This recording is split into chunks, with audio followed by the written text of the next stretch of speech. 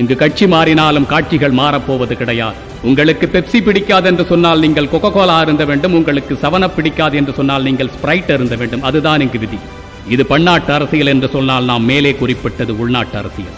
இதில் குடிப்பவர்களை குடிகாரர்கள் என்று கூட கூறக்கூடாது. அப்படி கூறுவது மிகுந்த மனவருத்தம் அளிக்கின்றது என்று மாண்புமிகு அமைச்சர் கூட மிகவும் வேதனைப்படுகின்றார்.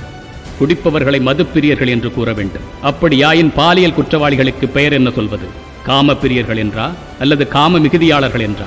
எப்பொழுதாவது குடிப்பவர்களுக்கு பெயர் சோசியல் ட்ரிங்கர்ஸ், அதாவது சமூக குடிகாரர்கள். அப்படியாயின் எப்போதாவது களவு செய்பவர்களுக்கு பெயர் என்ன சொல்வது? சமூக திருடன் என்றா? எப்பொழுதாவது லஞ்சம் பெறுபவர்களுக்கு பெயர் என்ன சொல்வது? தவறுகளை ஒருபோதும் நியாயப்படுத்தாதீர்கள். தவறுகளை தவறு என்று சொல்லி பழகுங்கள், பழக்குங்கள். நம் தலைமுறைக்கு எது தவறு எது சரி என்று தெளிவாக புரியச் செய்யுங்கள்.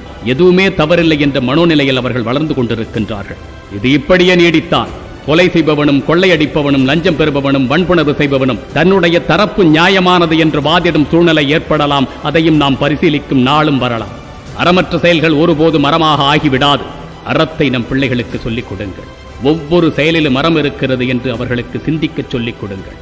உண்ணும் உணவு அறமா, உடுத்தும் உடையறமா, சொல்லும் வார்த்தையறமா, செல்லும் பாதையறமா, சேர்க்கும் செல்வமரமா, கொள்ளும் இன்பமரமா, கொண்ட கொள்கையறமா என்று அவர்கள் சுயமாக யோசிக்க சொல்லிக் கொடுங்கள். ஒழுக்கத்தை விட்ட சமூகம் வெற்றி சமூகமாக மாறாது.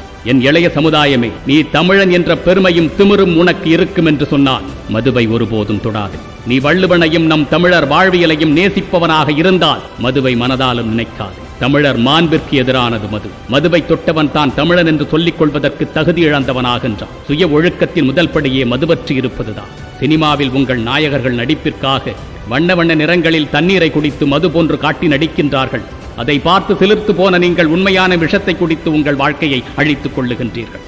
மதுவும் புகையும் போதையும் கெத்து என்று நினைக்காது. அது உன்னை வெத்தாக மாற்றிவிடும். அது ஆண்மையின் அடையாளம் அல்ல.